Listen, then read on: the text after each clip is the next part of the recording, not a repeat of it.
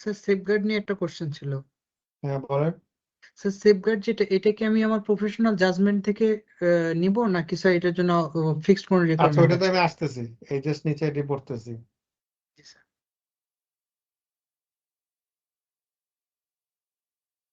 তো তাহলে আমাদের মোটামুটি এই কয়টাই থ্রেড, বাট যেটা আপনি প্রশ্ন করছেন সামারি যেটা হচ্ছে যে অডিটর যখন আগে একটা প্রিভিয়াসলি ধরেন কোনো একটা কাজ করছে বা পারফর্ম করছে, সেটা যখন আবার অডিটর হিসেবে সে অডিট ওয়ার্ক করে, তাহলে সেলফ রিভিউ থ্রেডটা আসবে। আর মনে করতে হবে অডিটর যে কাজটা করতেছে সেটা আসলে ম্যানেজমেন্টের ডিউটি, ম্যানেজমেন্টের করার কথা ছিল, সেই কাজটা করছে। It's just like the auditor is acting like a management. তো যখন এই ধরনের কাজ হতে পারে,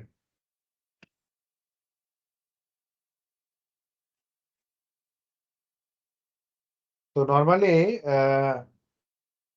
যে বেস্ট এক্সাম্পল হচ্ছে অডিটর ধরেন ফাইন্যান্সিয়াল স্টেটমেন্ট তৈরি করেছে এবং পরবর্তী সেটা সে অডিট করছে, ওটা হচ্ছে রিভিউর ক্ষেত্রে আসে। আর আপনার নর্মালি আমরা কি করি যে আহ, এই যে ম্যানেজমেন্ট থ্রেডে আমরা নর্মালি কি করি যে বিজনেসের কোনো ডিসিশন নাই অথবা কোনো ট্রানজেকশন অথরাইজ করতেছে ক্লায়েন্টের জন্য, এই ধরনের ক্ষেত্রে ম্যানেজমেন্ট থ্রেড আসে। এটা অনেকে জানেই না। ওমর ফারুক রাদিয়াল্লাহু, এই টানা মার্কার জামার দাম ৮,০০০ টাকা। আপনি মোবাইলগুলো বন্ধ করেন। তো ক্লিয়ার, তাহলে ম্যানেজমেন্ট রেসপন্সিবিলিটি আর এটা বুঝতে হবে। তা এখন মানে মাথায় রাখতে হবে রিভিউটা হচ্ছে অডিটর তার নিজের কাজটা যখন করে, নিজের কাজ। আর ম্যানেজমেন্ট থ্রেডে দেখতে হবে ম্যানেজমেন্টের যদি কোনো রোল আমি প্লে করি, তাহলে ম্যানেজমেন্ট থ্রেড চলে আসবে। তারপর এক্সাম্পল অনেক কিছু আসতে পারে। এবার আসেন সেফগার্ড। প্রথম কথা হচ্ছে সেফগার্ড, এই যে থ্রেড গুলো আমরা বললাম, এই প্রবলেমগুলো, এই থ্রেড গুলো কিভাবে আমি রিমুভ করতে পারবো, কমাতে পারবো, সেফগার্ড নিয়ে কমাতে পারবো। তো এই সেফগার্ড গুলো কিভাবে আসে?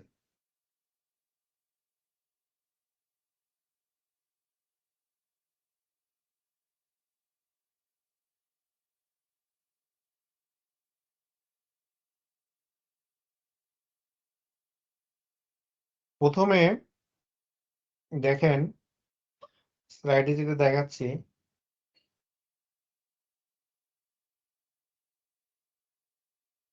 বিভিন্নভাবে আসা যায়। একটা হচ্ছে safeguard created by the profession, legislation আর রেগুলেশন। ধরেন আপনি যদি সে ফর এক্সাম্পল আপনি একজন ডিপ্লোমা ডাক্তার, আপনার কিন্তু যদি ডিপ্লোমা ডাক্তার হয়ে যদি কোনো অপারেশন করতে যান, আপনার থ্রেট অনেক বেশি, অনেক ভুল করবেন। যখন আপনি যদি একটা ধরেন কোয়ালিফাইড ডাক্তার হন, আরো এক্সপার্ট ডাক্তার হন, স্পেশালাইজড ডাক্তার হন, যত বেশি জানবেন তত আপনার থ্রেট গুলো কমতে থাকবে, রিস্ক কমতে থাকবে। তো আমাদের অডিটের ক্ষেত্রেও তাই, আপনি যত নলেজ গ্যাদার করবেন, যত এক্সপিরিয়েন্সড হবেন, স্কিল ডেভেলপ করবেন, তত আপনার রিস্ক গুলো কমতে থাকবে। এটা এক ধরনের safeguard. So by the profession, legislation and regulation, ধরেন আপনার আইসিএবি বলে দিছে তোমাকে কোড অফ কন্ডাক্ট এগুলো করতে হবে, এটা করতে পারবা না। তা আপনি যদি এটা ফলো করেন, তাহলে অটোমেটিক্যালি আপনি সেফগার্ড নিয়ে ফেলছেন অনেক কিছুর। কর্পোরেট গভর্নেন্স বলে দিছে তুমি কর্পোরেট গভর্নেন্স সার্টিফিকেট ইস্যু করলে তুমি অডিটর হতে পারবে না। তা আপনি যদি এটা ফলো করেন, আপনি যে ওটা তো একটা রেগুলেশন, তাই না? কর্পোরেট গভর্নেন্স কোড, এটা একটা রেগুলেশন। তা আপনি যদি এটা ফলো করেন, তাহলে অলরেডি আপনি সেফগার্ড নিয়ে নিছেন। সো আপনার তো আপনি যদি এই ধরেন কি বলে যে কর্পোরেট গভর্নেন্স বা অ্যাকচুয়াল ভ্যালুয়েশন করলেন, বা কিছু এমন বাট ভ্যালুয়েশনের কাজ করলেন বা অন্য কিছু করলেন, আবার অডিট করলেন, তাই কর্পোরেট গভর্নেন্স বলে দেয় যে না, এটা আপনি করতে পারবেন না। আপনি যদি না করেন, তাহলে অলরেডি অটোমেটিক্যালি আপনার সেলফ রিভিউ থ্রেড আপনার এটার মধ্যে নাই। তো এরকম, এই জন্য বলা হচ্ছে বাই দ্য প্রফেশন। তা আপনার প্রফেশন আপনাকে কি করবে যখন কোয়ালিফাই করবেন, তারপরে বিভিন্ন ধরনের সেমিনার, সিপিডি সেমিনার অ্যারেঞ্জ করবে, সেখানে নলেজ নিতে পারবেন, যত বেশি জানবেন অডিটিং প্র্যাকটিস সম্পর্কে, ট্রেনিং নেবেন, ডেভেলপমেন্ট করবেন, তত আপনার সেফগার্ড তৈরি হবে। এই জন্য বলা এটা by the profession, by the legislation or the regulation. মানে এই যে কর্পোরেট গভর্নেন্সের রেগুলেশন বলছে, তারপর ধরেন বাংলাদেশ ব্যাংক যদি বলে দেয় যে এই অডিটর এই কাজ করতে পারবা, এগুলোর উপর ওপিনিয়ন দিবা, এগুলো আসতে পারে। তারপর যদি উল্টাপাল্টা কাজ করেন তাহলে এফআরসি আপনার এগেইনস্টে অ্যাকশন নিতে পারে, আইসিবি নিতে পারে, সিকিউরিটি এক্সচেঞ্জ কমিশন নিতে পারে, বাংলাদেশ ব্যাংক নিতে পারে। তো এগুলো বিভিন্ন ধরনের অ্যাকশন আসতে পারে। তো এগুলো যখন আপনি জানবেন তখন আর আপনি এই কাজগুলো করবেন না। আর একটা ওয়ার্কিং এনভায়রনমেন্ট। সো আপনাকে কোম্পানি আপনার অডিট ওয়ার্কের মধ্যে মনিটরিং সিস্টেম, কোন ক্লায়েন্ট করবেন, কি ক্লায়েন্ট করবেন না, কোন মেথড ইউজ করবেন, আরেকজনকে দিয়ে আপনি রিভিউ করায় নেবেন, এই যে ওয়ার্কিং এনভায়রনমেন্ট। তারপর হচ্ছে যে আপনি কোনো একটা ক্লায়েন্টে কাউকে পাঠাচ্ছেন, ওই ক্লায়েন্টে কোনো ধরনের আপনার সেলফ ইন্টারেস্ট বা থ্রেট কিছু আছে কিনা এটার জন্য ডিক্লেয়ার করো, তো ডিক্লেয়ার করলো। তো এটা হচ্ছে working environment, internal control system অনেক স্ট্রং থাকে। তো নর্মালি দেখেন একটা অডিটে যখন আপনারা জানেন, তা আপনারা অবশ্যই জানেন যে আমি এনগেজমেন্ট পার্টনার হলে আরেকজন একটা পার্টনার থাকে ইন্ডিপেন্ডেন্ট রিভিউ করে সে। So when the independent auditor reviews your work to ensure it is correct or unbiased, then automatically it is safeguarded. তারপর আপনি ধরেন একটু আগে যেটা এক্সাম্পল দিলাম যে বাই দ্য রোটেশন, আপনি অডিট স্টাফ চেঞ্জ করেন, 1-2 বছর পর পর একটু চেঞ্জ করতে থাকেন সিনিয়র অডিট স্টাফ বা পার্টনার। সো এটা যদি আপনি চেঞ্জ করেন তো অটোমেটিক্যালি আপনি কি you can avoid the close relationship with the client, সেই থ্রেডটা আপনি অটোমেটিক্যালি রিমুভ করতে পারলেন। তারপর আপনার যেমন ইনকাম ট্যাক্সের কথা বলতেছি, ইনকাম ট্যাক্স এক টিমকে দিয়ে করাবেন আর অডিটটা আরেকজনকে দিয়ে করাবেন, তাহলে দেখেন আপনার রিভিউ থ্রেডটা আপনি আলাদা করতে পারলেন। So you have to separate the teams. তারপর আর কি হয় যে যদি অর্গানাইজেশনে যেটা বললাম যে অনেক অডিট ফার্মে দেখছি আমি যে প্রফেশনাল এথিক্যাল স্ট্যান্ডার্ড অডিটিং যে আছে সেগুলো থাকে, আবার আইসিএবি যে কোড অফ কন্ডাক্ট দেয় এগুলো যদি ফুলফিল করেন তাহলে আপনার কোনো অসুবিধা নেই। তো আরেকটা হচ্ছে যে আমরা এটা পড়বো কেস নিয়ে, কোন একটা কনফ্লিক্টিং সিচুয়েশন তৈরি হয়ে গেছে। তো এই ধরনের কনফ্লিক্টিং সিচুয়েশনে আপনি কিভাবে সেফগার্ড নেবেন বলেন তো? মানে এই ক্লায়েন্টটা নিব কি নিব না, নর্মাল সেফগার্ড কি বলেন?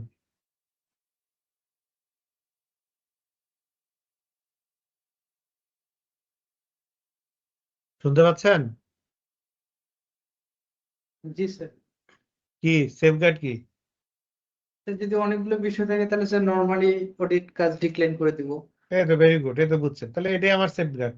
If it is very difficult for me to manage the conflict of interest with the prospective client, then it is better to refuse the services.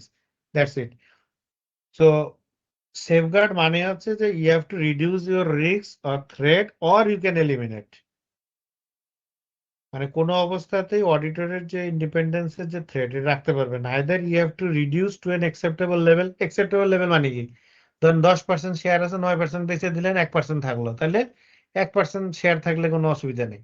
তো এরকম যে আপনি অ্যাকসেপ্টেবল রেঞ্জে নিয়ে আসলেন, আপনি তখন দেখলেন যে না আচ্ছা 10% 9% বিক্রি করে দিলে তো আমার অনেক লস হয়, 9% রাখলে আমি বছরে এত টাকা ইনকাম করি, আর একটা অডিট অডিট চালাইলে আমার এত টাকা ইনকাম হয়। তা আপনি চিন্তা করবেন যে না আমার it is better not to accept the client, এটা আপনি চিন্তা করতে পারেন। সো সেলফ রিভিউ থ্রেট যখন আসবে তখন সেফগার্ড কি করবেন? ইন্ডিপেন্ডেন্ট অডিটরকে দিয়ে আপনি রিভিউ করায় নেন, আপনার রিভিউ থ্রেট অনেকটাই কমে যাবে। ফ্যামিলিয়ারিটি থ্রেট, লং অ্যাসোসিয়েশনশিপ যাতে তৈরি হতে না পারে এই জন্য you have to rotate your audit partner, rotate your audit team, rotate your audit staff, then familiarity থ্রেটটাও আপনি এলিমিনেট করতে পারবেন। আর ইন্টিমিটেশন থ্রেট যখন আসবে তখন you have to follow very strictly the professional regulation, and আপনার এই যে প্রেশার আসতেছে আসতেছে এটা আপনাকে রিপোর্ট করতে হবে। আপনার অডিট পার্টনার অডিটের পলিসি অনুযায়ী যাবেন, অথবা আইসিএবি শরণাপন্ন হবেন, অথবা রেসপেক্টিভ রেগুলেটরি অথরিটির সাথে ডিসকাশন করবেন।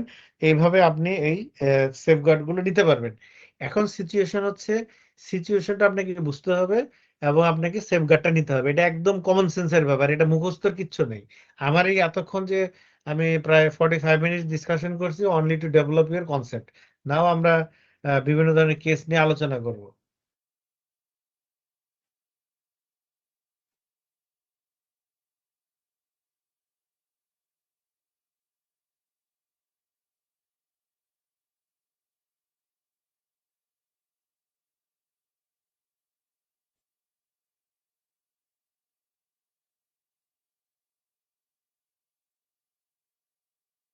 তো আমরা আসলে কয়েকটা আলোচনা করি।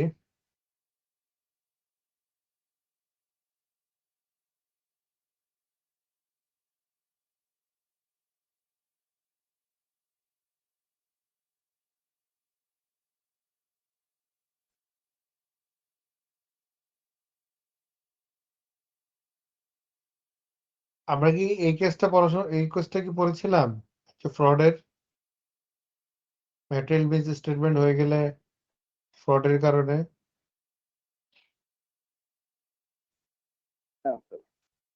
হুম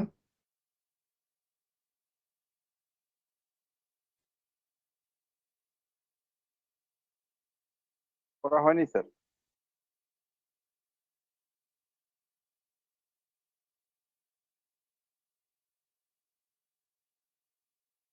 আচ্ছা এটা একটু দেখেন তো।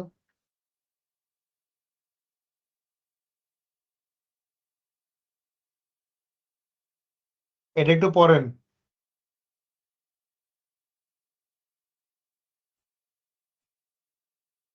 স্যার স্লাইড দেখা যাচ্ছে না স্যার।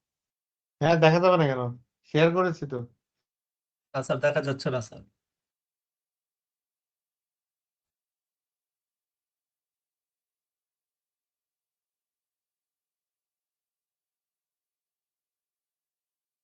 দেখা যাচ্ছে নো স্যার।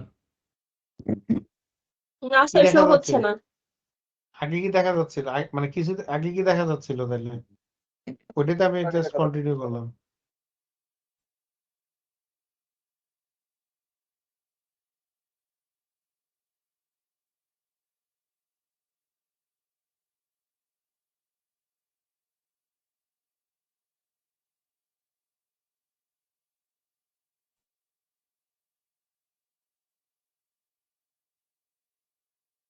দেখা যাচ্ছে না কিছু এখন? এখন দেখা দেখা যাচ্ছে। যাচ্ছে স্যার। জি স্যার। ওকে, সো এতক্ষণ আমরা যে ডিসকাশনটা করলাম এটা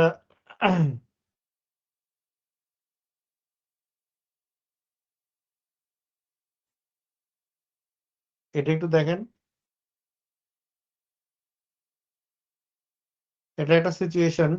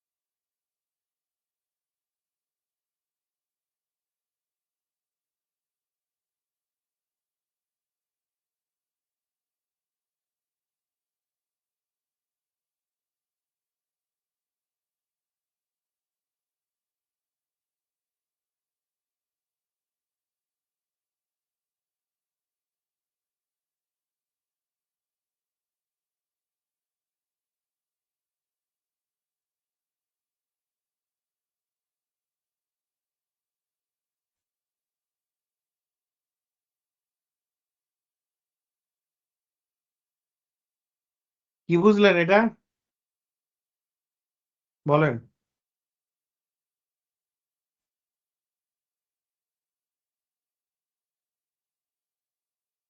ধরেন যে বাংলা লিঙ্ক আর গ্রামীণ ফোন দুটোই আপনার ক্লায়েন্ট। তো কে একজন বললো যে আমি তো গভর্নমেন্টের আচ্ছা এটা এটা বুঝছেন কিনা আগে এটা পড়া হয়েছে কিনা দেখেন, এটা একটু বুঝতে হবে। জি স্যার, পড়া হয়েছে স্যার।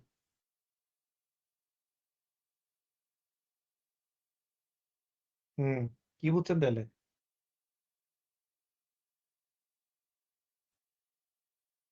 স্যার আমার দুটো ক্লায়েন্ট, দুইজনই একটা টেন্ডারের জন্য আমাকে রিকোয়েস্ট করেছে যাতে আমি তাদের টেন্ডারের কাগজপত্র সব রেডি করে দিই। তার ভিতর থেকে একজন হচ্ছে আমার অডিট ক্লায়েন্ট, আর একজন হচ্ছে যার আমি যাকে আমি বিভিন্ন ধরনের সার্ভিস দিয়ে থাকি।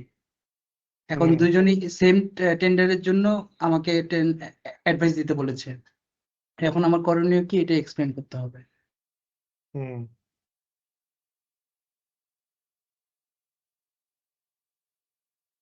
মনে করেন কোন এরকম সিচুয়েশন কিন্তু ঘটে, হ্যাঁ। ধরেন আপনার গভর্নমেন্টের সাথে কোনো একটা কন্ট্রাক্ট করবে, ধরেন বাংলালিংক, গ্রামীণফোন, দুইজনই কিন্তু আপনার কম্পিটিটর, দুইজনই মোবাইল অপারেটর। এই মোবাইল অপারেটর এই আপনার এই সেম ইন্ডাস্ট্রিতে দুজন অপারেট করে। তো ধরেন অনেকে দেখা গেছে, ধরেন আপনার কেপিএমজি হচ্ছে দুইটাই হচ্ছে কেপিএমজির ক্লায়েন্ট, এরকম হয়। তো দুজনে একজন এসে আরেকজনকে বললো যে আমাকে একটা টেন্ডারে আমি পার্টিসিপেট করব, আমাকে একটা প্রপোজাল তৈরি করে দেন। আবার বাংলালিংকে বললো, গ্রামীণফোনে বললো। তখন কিন্তু উইন করবে একজন, টেন্ডারে পার্টিসিপেট করবে ঠিকই আছে, কিন্তু গভর্নমেন্টের এই টেন্ডারে উইন করবে একজন। তো তখন কি হয়, তখন এই প্রবলেমটা কি বলেন তো? তখন প্রবলেম হয়ে যায়, তো একটা টেন্ডারে যখন আপনি উইন করতে যাবেন, তো আপনার স্ট্রেংথ গুলো, আপনার কম্পিটিটিভ অ্যাডভান্টেজ গুলো তো আপনি ওখানে শেয়ার করবেন। তো এগুলো আরেকজনের থেকে আপনি স্ট্রঙ্গার, তো আরেকজনের দুর্বল পয়েন্টটা আপনাকে জানতে হবে, বা আপনার আরেকজনের স্ট্রেংথ উইকনেস কি আছে সেটা জানবে। তো এই ধরনের সিচুয়েশনে কি হচ্ছে, এই মনের অজান্তেই বলেন আর এক্সপ্রেসলি ইমপ্লয়েডলি যেটাই বলেন না কেন, এই ধরনের জিনিসগুলো চলে আসে। আরেকজনের কনফিডেন্সিয়াল ইনফরমেশন গুলো আপনার কাছে যেহেতু থাকে, because you are already the existing auditor and you are having a very confidential data, so you can easily, মানে কি বলবো, যে আপনি এই ইনফরমেশন গুলোর বেসিসে আরেকজনকে যখন প্রপোজাল বানায় দিবেন, তখন তার জন্য সুবিধা হবে, আরেকজন লস করবে। তো এটা এই ধরনের, এই জন্য এরকম একটা এক্সাম্পল, যে নির্মাণ অডিট ক্লায়েন্ট অলরেডি, আর অলরেডি আপনি এগ্রি করছেন যে একটা অ্যাডভাইস দিবেন on the preparations of a tender. আর আবার ক্লায়েন্ট কারিগর যেটা আছে, সেও আপনার একটা ক্লায়েন্ট, হ্যাঁ, যারা অ্যাকাউন্টস আপনি তৈরি করে থাকেন, সেও আপনাকে একই ধরনের সার্ভিস চাচ্ছে। ইন দিস সিচুয়েশন আপনি কি করবেন বলেন? তো কি করবেন, আপনাকে এটা অ্যানালাইসিস করতে হবে। প্রথমে এখানে কি কি ধরনের, আচ্ছা বলেন তো, এটা কোন থ্রেট, ফান্ডামেন্টাল প্রিন্সিপাল কোনটার ভায়োলেশন আছে এখানে? যদি দুজনকেই সার্ভিস দেয়, তাহলে কোনটার ভায়োলেশন হতে পারে? ফান্ডামেন্টাল প্রিন্সিপাল যেগুলো আমরা পড়ছি, এর মধ্যে কোনটার ভায়োলেশন হতে পারে? কনফিডেন্সিয়ালিটি। হ্যাঁ, কনফিডেন্সিয়ালিটি হবে। কনফ্লিক্ট অফ ইন্টারেস্ট, তাই না? কনফিডেন্সিয়ালিটি আছে, কনফ্লিক্ট অফ ইন্টারেস্ট আছে। আবার একজনেরটা আরেকজনের শেয়ার করলে আপনার আরেকজনের ক্ষতি হয়ে যেতে পারে, লস হয়ে যেতে পারে। অথবা আপনি একজনেরটাও যদি করেন, তাও আরেকজনের ক্ষতি হতে পারে। কারণ আপনি তো জানেন, ওর যেহেতু আপনি অডিট ক্লায়েন্ট বা সার্ভিস দিয়ে থাকেন ওকে, ওর তো উইকনেস আপনি জানেন, তো আপনি তো ওগুলো ইনফরমেশন গুলো পপুলেট করবেন। এই জন্য এই ধরনের সিচুয়েশনে কি করতে হয় আপনি দেখেন এখন। তো প্রথমে নির্মাণের ক্ষেত্রে দেখেন যে আপনার প্রথম কথাটা হচ্ছে যে প্রথমে আপনাকে দেখতে হবে যে বাই ভার্চু অফ, মানে বাই দ্য লেজিসলেশন আর রুলসে কোনো রেস্ট্রিকশন আছে কিনা, যে আমি কোনো অডিট ক্লায়েন্ট হলে আমি এই ধরনের সার্ভিসটা দিতে পারবো কিনা, প্রথমে এটা দেখতে হবে। তা প্রথমে এটা দেখে যখন আপনি দেখলেন যে আমি অডিটর, কিন্তু এই ধরনের সার্ভিস দিতে আসলে আমার কোনো এথিক্যালি কোনো ইস্যু নাই বা প্রফেশনালি কোনো ইস্যু নাই, then legally you can do it, from the legal point of view. তো এটা করতে গেলে কি করতে হবে, আপনি যদি অডিট করার পরেও যদি কাউকে এই ধরনের সার্ভিস দেন, then you have to prepare supplementary engagement letter, because আপনি জানেন যে অডিটের ক্ষেত্রে আমরা একটা অডিটের এনগেজমেন্ট লেটার তৈরি করেছি। সো ইন অ্যাডিশনাল সার্ভিসের কারণে, so you have to prepare another supplementary engagement letter, আপনি দিতে পারবেন। তো এটা একটা নির্মাণের ক্ষেত্রে আপনি চিন্তা করলেন। এবার আসেন কারিগরের ক্ষেত্রে আপনি কি করবেন।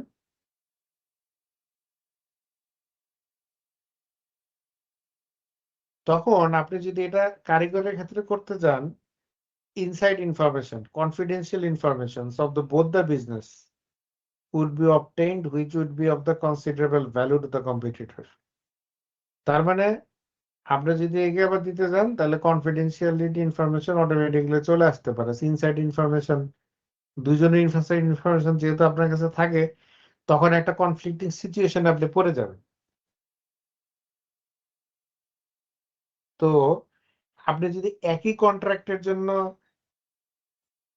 দুজনকেই পরামর্শ দেন, ভাই তুমি কেস করো, আবার আরেক মক্কেলকে বললাম তুমিও কেস করো, দুজনকে বলে দিলাম, তার মানে ethically it is not correct. এবং আপনি একই সাথে যদি একই টেন্ডারে পার্টিসিপেট করে দুটো ক্লায়েন্টকে যদি আপনার সাপোর্ট দেন, so it would not appear to be independent.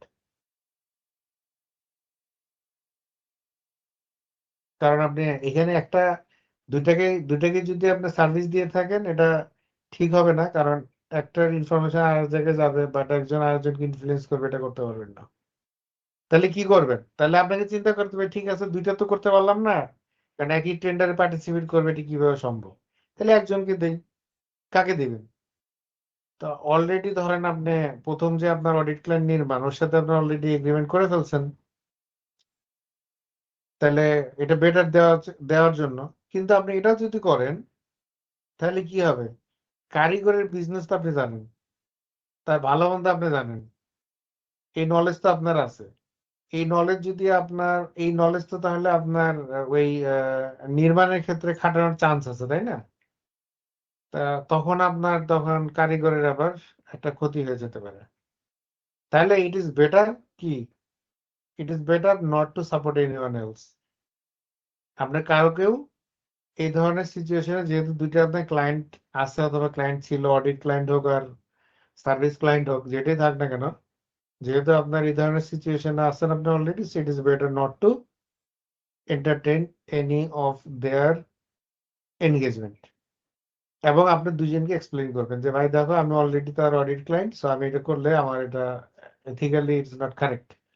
দুইটা ক্লায়েন্টকে একই কথাই বলবেন যে I cannot consult at a time for the both for you as well, because another তোমার যে competitor আছে, they are also in the participation, they will also take part, they will participate in the same contract, so I'll not be in a position to support you, so it is better যে not to support anyone else. বুঝতে পারছেন? এইভাবে জিনিসটাকে analysis করবেন। Clear?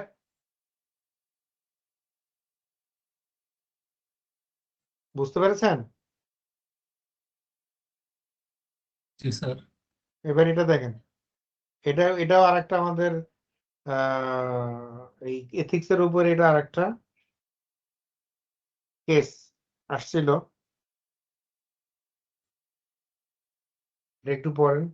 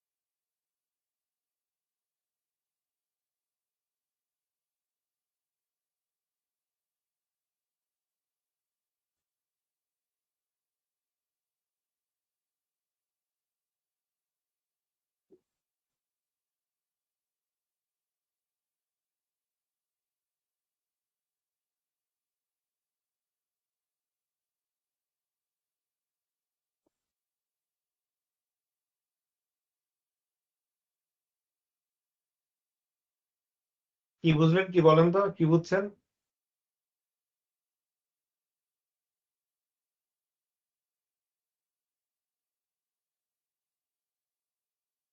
কি একজন বলেন তো কি বুঝলেন?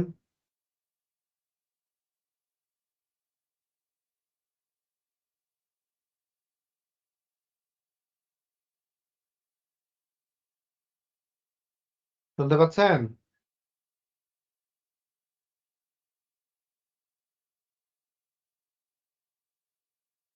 এখানে স্যার দুইটা ফার্মের কথা বলছে, একটা হলো টাইগার, একটা হলো লায়ন। তো আমার গ্রাহক হলো স্যার টাইগার।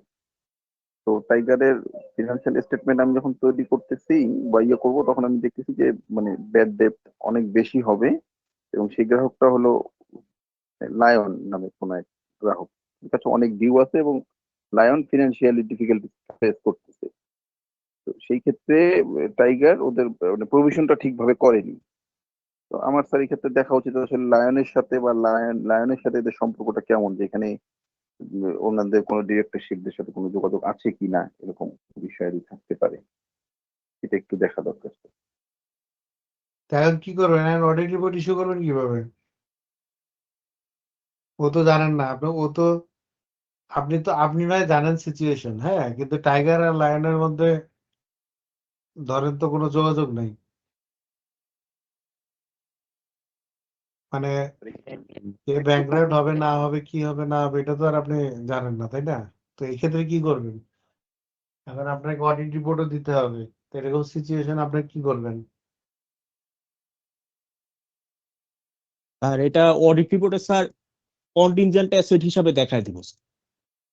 না দেখাবেন যে এগুলো তখন তো আবার, তাহলে যদি দেখায় দেন, তাহলে এটা যদি মানুষ জানে, তা আপনি আপনি জানলেন কিভাবে? এখন আপনি জানছেন ধরেন আরেকটা ক্লায়েন্টের মাধ্যমে, তা আরেকটা ক্লায়েন্টের গোপন জিনিস আপনি আরেকজনকে শেয়ার করবেন?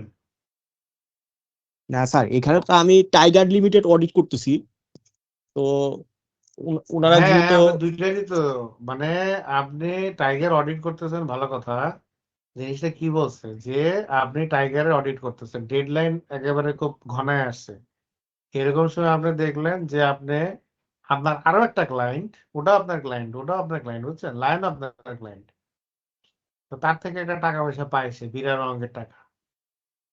তো পাবলিকলি ইনফরমেশনটা জানেন না, বিকজ আপনি আবার জানেন, যেহেতু আপনি অডিটর, আপনি জানেন যে না লায়ন্সের অবস্থা, ফাইন্যান্সিয়াল অবস্থা খুবই খারাপ, এবং এখানে bank is considering appointing receiver, মানে হচ্ছে একটা ব্যাংকরাপ্ট হয়ে যাবে, বোঝাই যাচ্ছে। তো এখন এই ক্ষেত্রে টাইগার তো আর জানে না যে ব্যাংকরাপ্ট হয়ে যাবে, তো ও তো আর প্রভিশন নেয় নাই, কিন্তু আপনি আবার জানেন যে না লাইন ব্যাংকরাপ্ট হয়ে যাবে, সো প্রভিশন নেওয়া উচিত, কিন্তু আপনি প্রভিশন নেওয়া উচিত কিন্তু বলতে পারতেছেন না টাইগারকে, কারণ আপনি তো লাইনর লাইনের কনফিডেন্সিয়াল ডেটা আর এক ক্লায়েন্টের সাথে আপনি শেয়ার করতে পারবেন না। আপনি জি স্যার, এখন আবার প্রভিশন না নিয়ে যে রিপোর্ট সাইন করবেন তাও পারতেছেন না, কারণ প্রভিশন না নিয়ে যদি আপনি রিপোর্ট সাইন করেন তাহলে তো আপনার রেসপন্সিবিলিটি আপনি ডিসচার্জ করলেন না। তো এরকম একটা সিচুয়েশন আপনি পড়ে গেছেন, তো এখন কি করবেন? স্যার আমি রিপোর্টে বলে দিব স্যার, তাহলে মানে টাইগার রিপোর্টে যদি লিমিটেডের অডিটর হিসাবে হ্যাঁ, বলে দিব যে ওনারা ব্যাড ডেস প্রভিশন করে নাই, এবং প্রভিশন করবে কিসের বেসিসে? প্রভিশন করবে স্যার ওই ক্রেডিট সেলের বেসিসে। এর সেল হলে তো প্রভিশন নেয় না মানুষ, মনে করেন একে যে রাইট মানে অফ করা লাগবে, কোন বেসিসে করবে?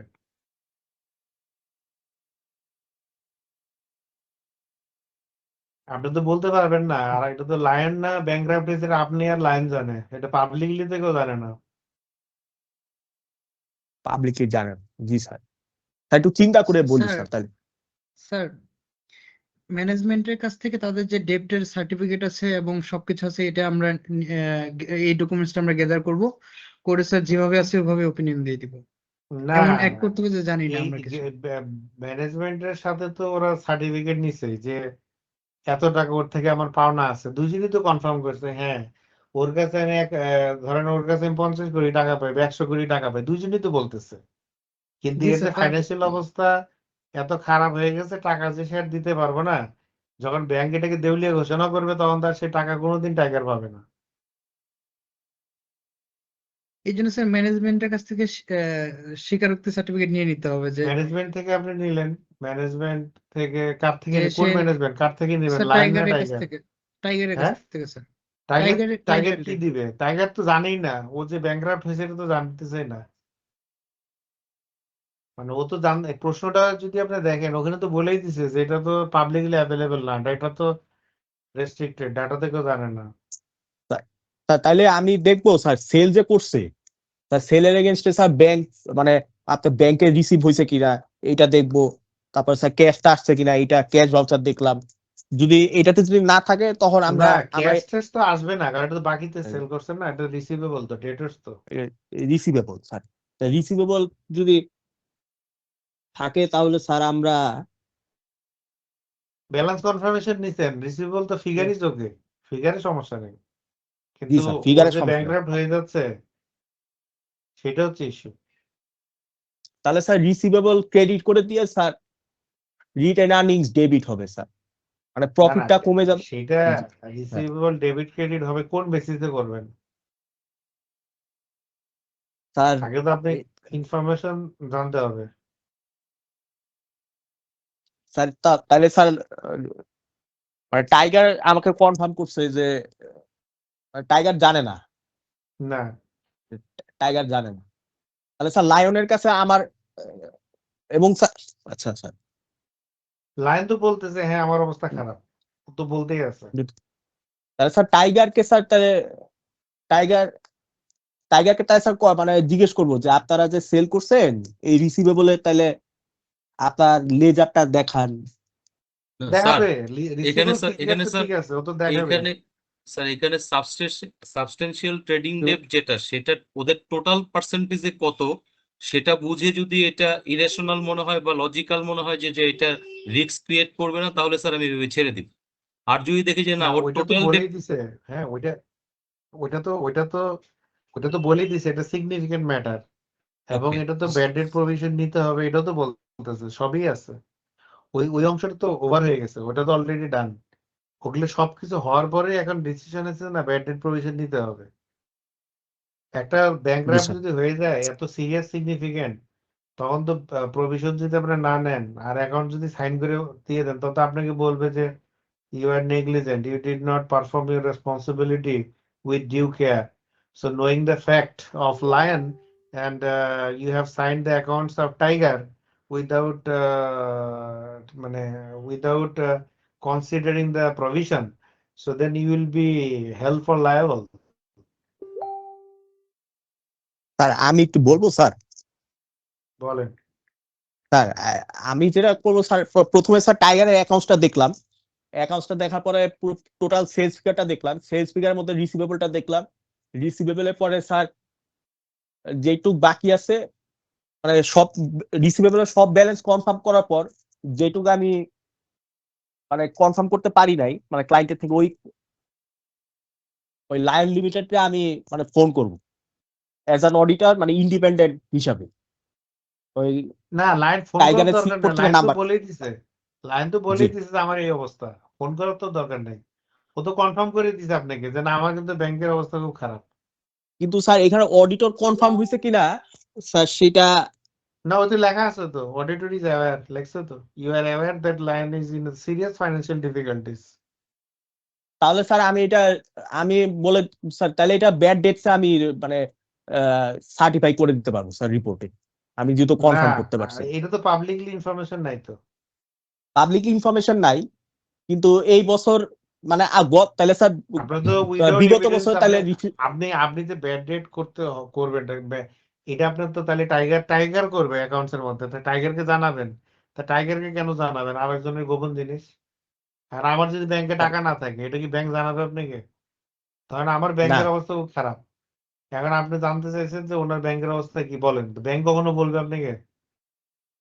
না স্যার এখানে বিষয়টা হচ্ছে স্যার মানে আপনার কথা আহ, আ- আ- মানে স্যার মানে বিষয়টা হচ্ছে স্যার মানে লায়ন বলছে যে ঠিক আছে মানে লায়নের অবস্থা খারাপ সেটা ঠিক আছে,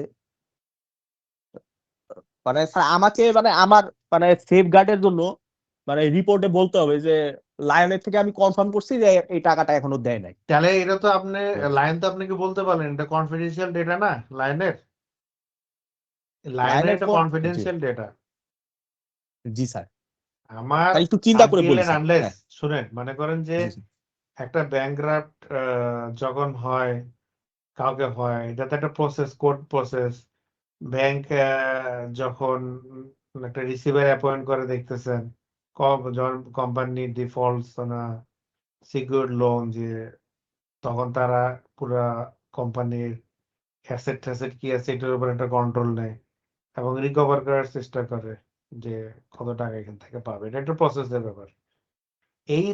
এই প্রসেসের মধ্যে অলরেডি লাইন পড়ে গেছে, এই জন্য তাকে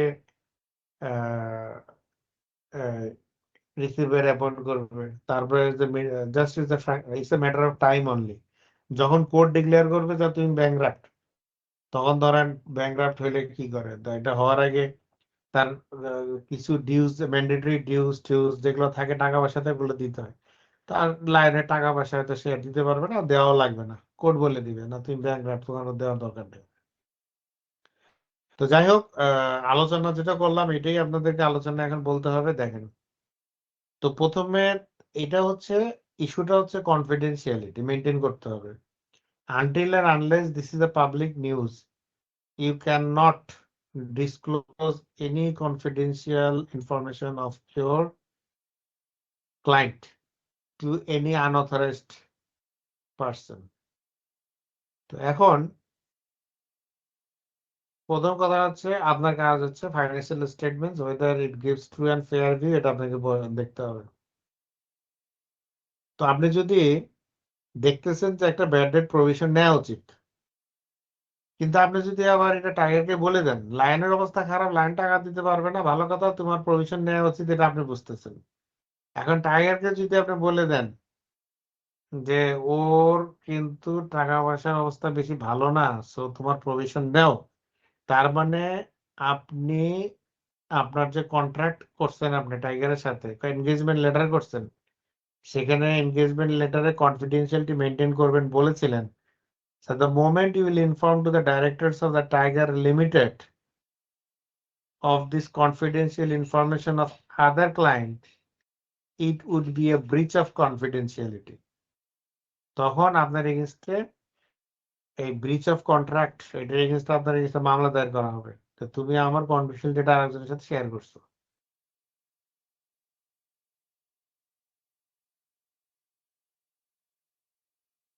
তারপরে হচ্ছে কি যে it could also have the undesirable effect of the triggering the collapse of the line, since the director of Tiger would take steps to obtain payment from line as soon as possible. আরেকজনের confidential data যদি আপনি দিয়ে দেন যে এর অবস্থা খারাপ, তাড়াতাড়ি টাকা নাও, দেখেন না এখন ওই যে তেলের দাম বাড়বে, তেল নাই সমানে, যে 2 লিটার তেল কিন্তু গাড়িতে, সে এখন একেবারে ট্যাঙ্কি ভর্তি করে তেল কেনা শুরু করছে। তো ওই রকম মানুষের মধ্যে একটা প্যানিক বাই তৈরি হয়। কারো কাছে যদি টাকা, কারো অবস্থা যদি খারাপ হয়, ওকে তো আপনি ধার দিবেন না, আর ওর উপর প্রেশার ক্রিয়েট করবেন যে টাকা দাও তাড়াতাড়ি। তো এরকম একটা কেওয়াস তৈরি হয়ে যাবে আর কি। তো যাই হোক, এটা হলো একটা ম্যাটার টাইগারের ক্ষেত্রে। আবার আপনি এটাকে ইগনোর করতে পারতেছেন না। যদি ইগনোর করেন যে না ঠিক আছে টাইগার লায়নের অবস্থা খারাপ, প্রভিশন নিব না, না নিয়েও যদি আপনি লিখে দেন financial statements given true fair view, তাহলে আপনি কি করলেন? This is your breach of your responsibility, statutory duty. যেখানে আপনার রিজনেবল অ্যাসিওরেন্স দেওয়ার কথা, সেখানে আপনার আনরিজনেবল অ্যাসিওরেন্স দেওয়া শুরু করলেন।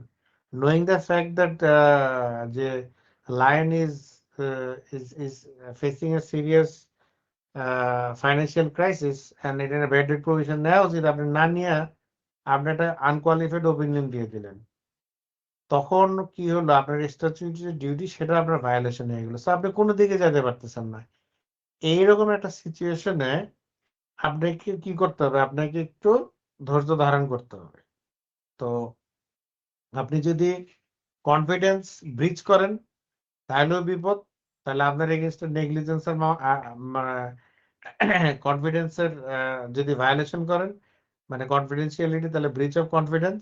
আবার যদি ব্যাড ডেট প্রভিশন না নিয়েও যদি আপনি রিপোর্ট সাইন করে দেন, তাহলে আপনার নেগলিজেন্স হয়ে যাবে। টাইগার বলবে তুমি এগুলো সাইন করছো কি দেখেছো, ইটস এ নেগলিজেন্স। এই যে বোথ পার্টি আপনাকে যেদিকে যান, কেউ না কেউ আপনার এগেইনস্টে মামলা করে দিতে পারে। So it is better to delay forming an opinion until the situation crystallizes. So আপনাকে ওপিনিয়নটা একটু ডিলে করতে হবে। দেখেন, যতক্ষণ না পাবলিকলি ইনফরমেশনটা অ্যাভেলেবেল হচ্ছে, ততক্ষণ পর্যন্ত আপনি ওপিনিয়নটা ফর্ম করবেন না, একটু ডিলে করবেন। বোঝা গেছে? এটাই স্ট্র্যাটেজি। স্যার এখানে তো স্যার আবার সময়ও দিয়ে দিছিল যে 1 মাস, এখন 1 মাসের মধ্যে যদি মানে পাবলিকলি ইনফরমেশনটা এই জন্যই অ্যাভেলেবল তো না দেখেন প্রশ্নের মধ্যে ওই যে দেখেন লেখা আছে যে bank is so you are এই যে bank is considering appointing a receiver, তার মানে এটার খুব বেশি দিন টাইম লাগবে না। এটা একটা হিন্টস। এটা না লেখা থাকলে আপনি বুঝতেন যে কবে হয় না হয়। It's a matter of time, very few, অনেক অল্প সময়ের মধ্যে শেষ হয়ে যাবে। The strategy হচ্ছে so you have to wait. So until the situation gets crystallized, so you have to delay forming an opinion.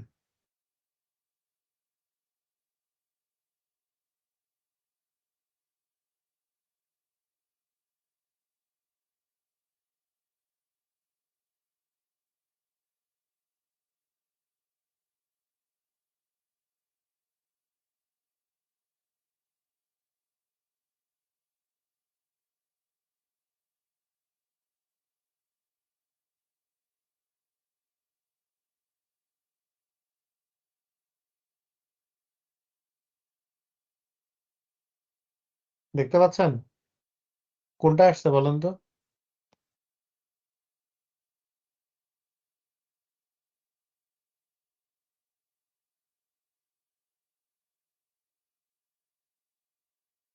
হ্যাঁ এটা দেখেন, এটা আরেকটা ইথিক্যাল চ্যাপ্টার দেখা যাচ্ছে, কেস 6।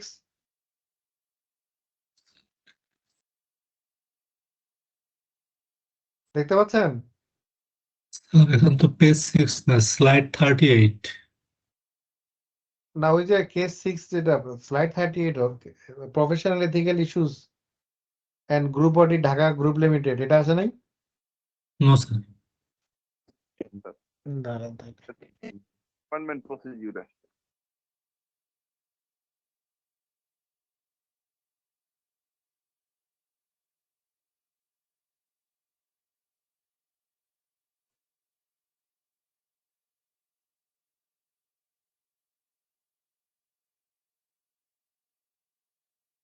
দেখেন তো এখন আসছে কিনা।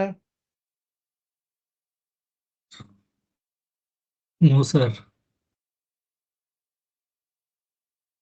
আসা উচিত।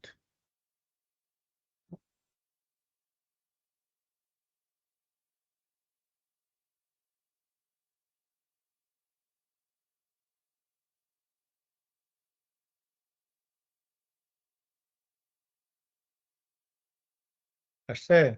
জি sir, case 6 professional ethical issues and group. এটা একটু দেখেন, এটা পড়লে এথিক্স এর মোটামুটি হয়ে গেল। প্রথমে পরে 2 মিনিট। চলে গেছে স্যার স্লাইড। স্যার স্লাইড আবার হারায় গেছে। কেন? স্যার নাই চলে স্যার। গেছে।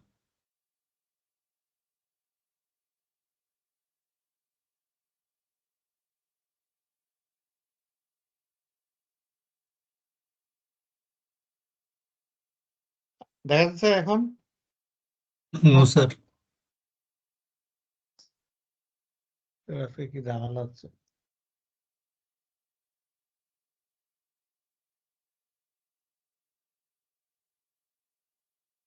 জুমটা ভালো ছিল স্যার, এই ছিল সমস্যা। হ্যাঁ জুমটা ভালো ছিল স্যার, এই হ্যাঁ, সিস্টেমটা জুনটা মনে হয় সমস্যা। মাছ বেটার।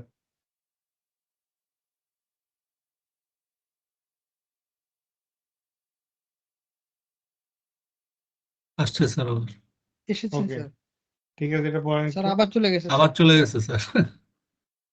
তো স্যার তাহলে আমার মনে হয় যখন আমরা বড় করতেছি তখন থাকতেছে না।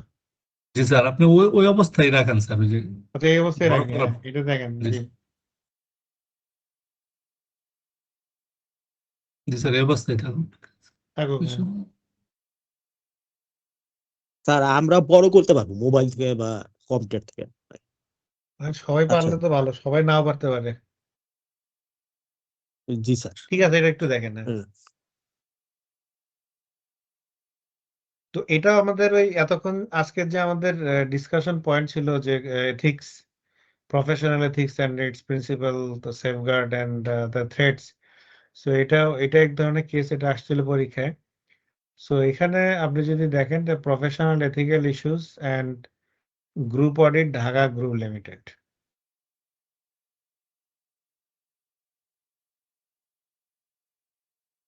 তো এখানে শামীম কোম্পানি হচ্ছে আপনার এক্সটার্নাল অডিটর। External auditor. এই হ্যাঁ, তো এর আবার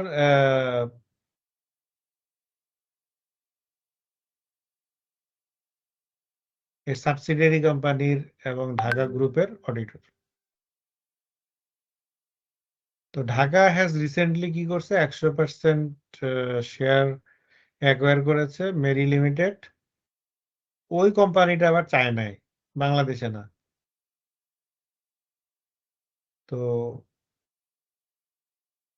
ঢাকা ডাইরেক্টর বলছে যে তোমাকে একটা অ্যাপয়েন্টমেন্ট দিব মেরি কোম্পানির, তুমি এক্সটার্নাল অডিটর হিসেবে। তা আপনি এটা চিন্তা করতেছেন, ঠিক আছে, এটা ওয়ান অফ এনগেজমেন্ট হিসেবে আমি এটা রিভিউ করব এবং রিপোর্ট করব on the adequacy of the internal control at Mary. তো এখন এই যে একটা সার্ভিস আপনি অ্যাডিশনাল নেবেন, নেন, ভালো কথা। তো এখন আপনার অডিটর হিসেবে আপনার অ্যানুয়াল অডিট ফি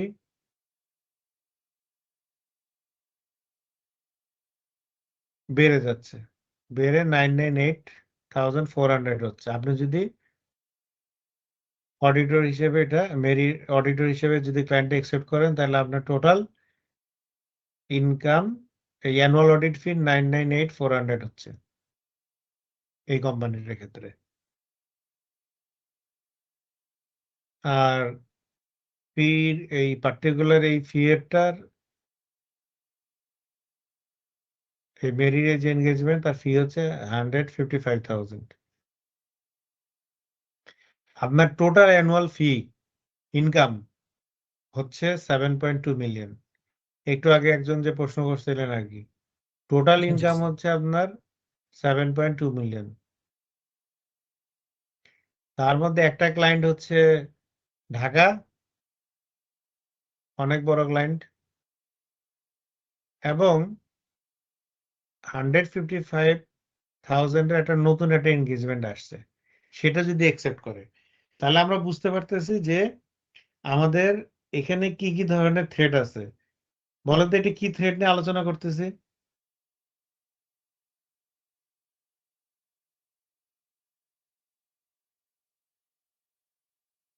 একটা ক্লায়েন্টের উপর যদি টু মাচ রিলাই করেন, তাহলে আপনার অডিট কি, তাহলে এটি কোন Self-interested, threat? sir. Self interest threat, right? তাহলে এগুলো আপনাকে একটু অ্যানালাইসিস করতে হবে যে কোনটার টোটাল অডিট ফি কত, তার মধ্যে এটা নিলে কত, তার মধ্যে এটা অ্যাডিশনাল যদি আরো একটা কাজ নেয় তাহলে তার উপর অডিট ফি কত হবে। হ্যাঁ, এগুলো আমাদেরকে দেখতে হবে। আমার স্যার পারসিভড ভাবে স্যার ইন্টিমিডেশন থ্রেট হতে আসে। সেটা থাকতে সেটা থাকতেই পারে, সেটা আমরা অ্যানালাইসিস করবো, এখন দেখবো। তা আমাদের এখন প্রশ্ন করছে যে প্রফেশনাল এথিক্যাল ইস্যুগুলো কি কি আছে, এগুলো আপনাকে বের করতে বলছে। আরেকটা বলতেছে যে স্পেসিফিক কোনো কিছু যদি ম্যাটার থাকে তোমার এই এই তাহলে শামীম সেটা কি কি তার মানে এই যে মেরিটে যে অ্যাকোয়ার করবে, এই ধরনের এনগেজমেন্ট করবে, তাহলে কোম্পানি অডিটর কি কি স্পেসিফিক ম্যাটার কনসিডার করবে when planning the audit of Dhaka. এই হচ্ছে আপনার সামারি।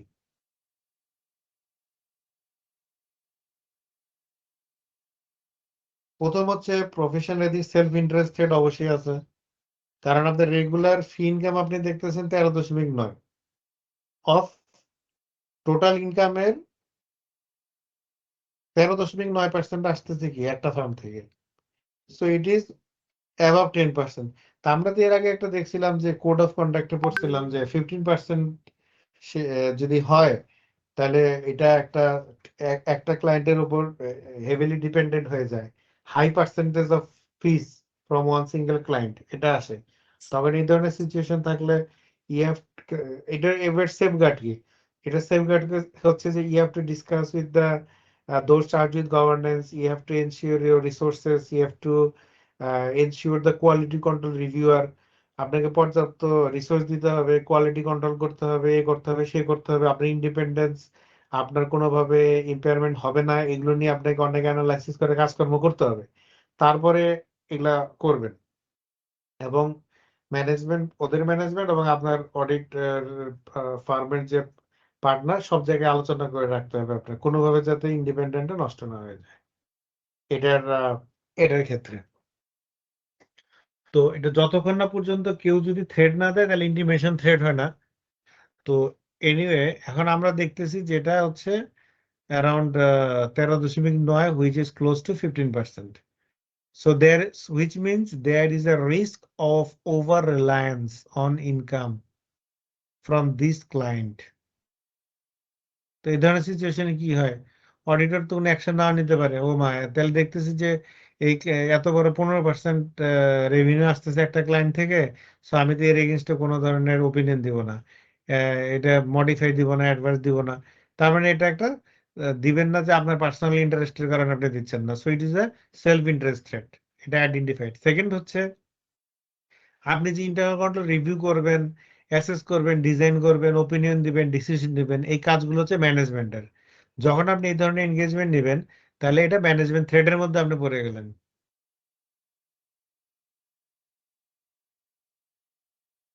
সেলফ রিভিউ কি? আপনি যদি ওর ইন্টারনাল কন্ট্রোল ডিজাইন রিভিউ করেন, ঠিক করেন, আবার আপনি যদি তাকে অডিট করতে যান, তার মানে আপনার কাজই কিন্তু আপনি আবার অডিট করতেছেন। So it is a self review thread.